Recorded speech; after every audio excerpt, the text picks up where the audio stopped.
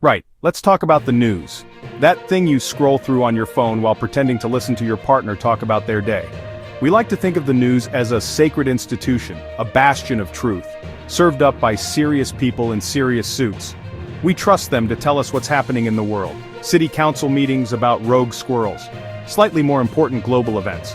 But what if I told you that, for a very long time, the news wasn't just reporting the story, it was the story. And not in a fun, we're making headlines kind of way. More in a, the government is secretly using us like a sock puppet kind of way. It's a bit like finding out your trusted family doctor was also a part-time magician, who occasionally replaced your prescription with a live dove.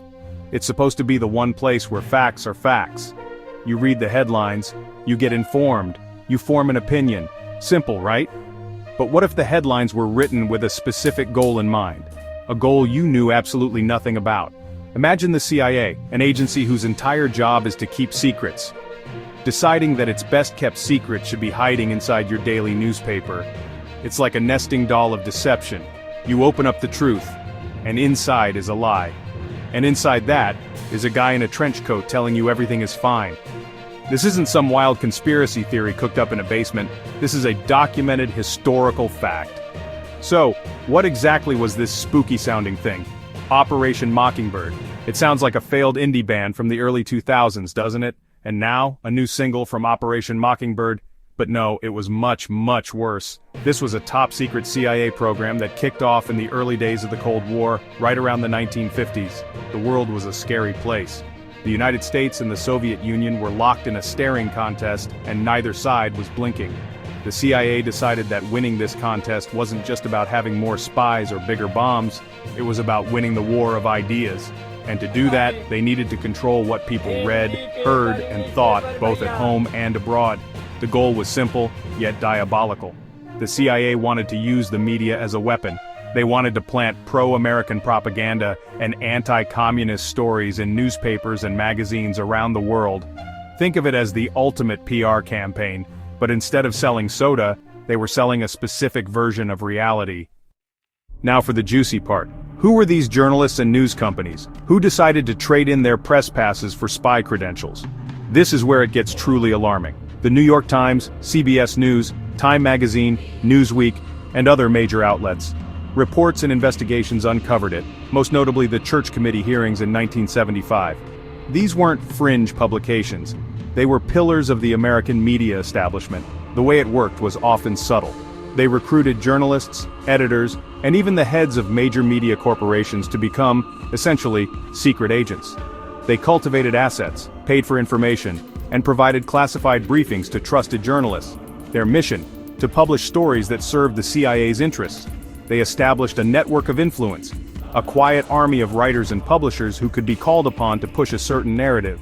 In some cases, they paid journalists and foreign correspondents to publish articles written by the CIA itself. Those articles would be picked up by wire services, creating an echo chamber that felt like independent reporting. For a journalist, a source inside the CIA is the holy grail.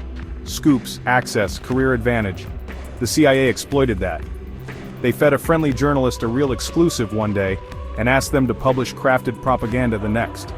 By blurring the lines between legitimate intelligence gathering and manipulation, they made it hard to say no.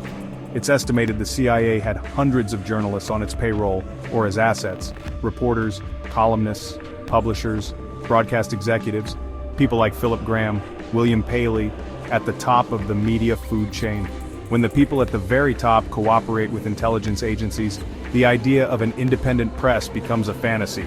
It's like discovering the referee of a football game is also the quarterback for the other team.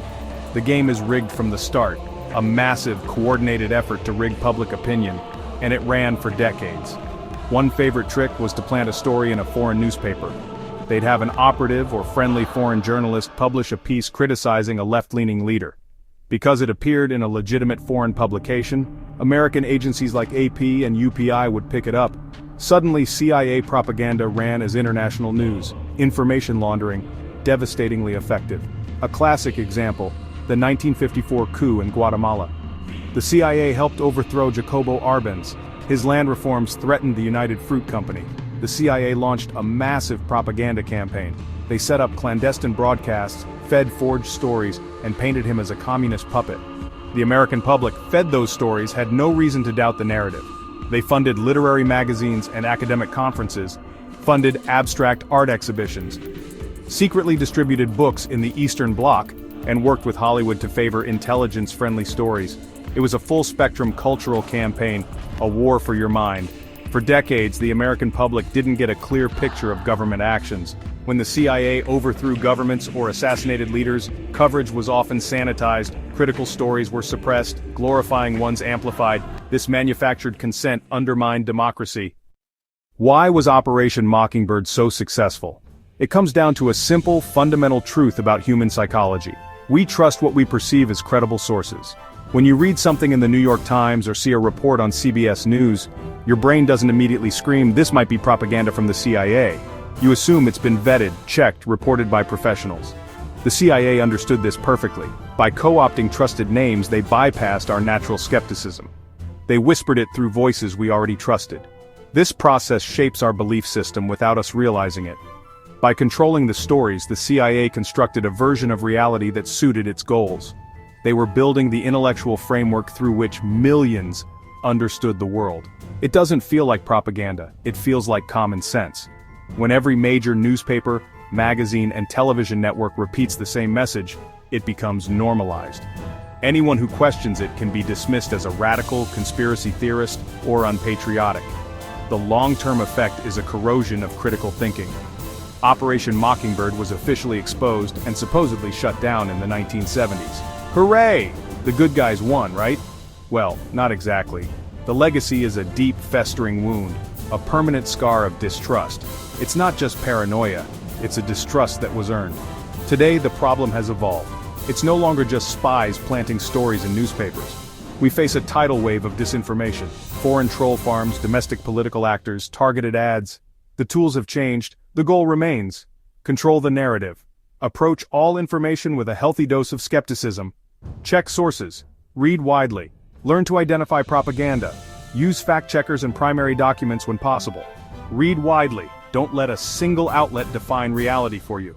Learn the techniques and teach them to others. The shocking truth behind Operation Mockingbird is a lesson in the power of truth. The CIA created a counterfeit because they feared the real thing. Our job is to be relentless truth seekers, demand a press that is fiercely independent, unafraid to speak truth to power. A free press is not a given, it must be fought for and protected. If we stop demanding the truth, we give them permission to lie again.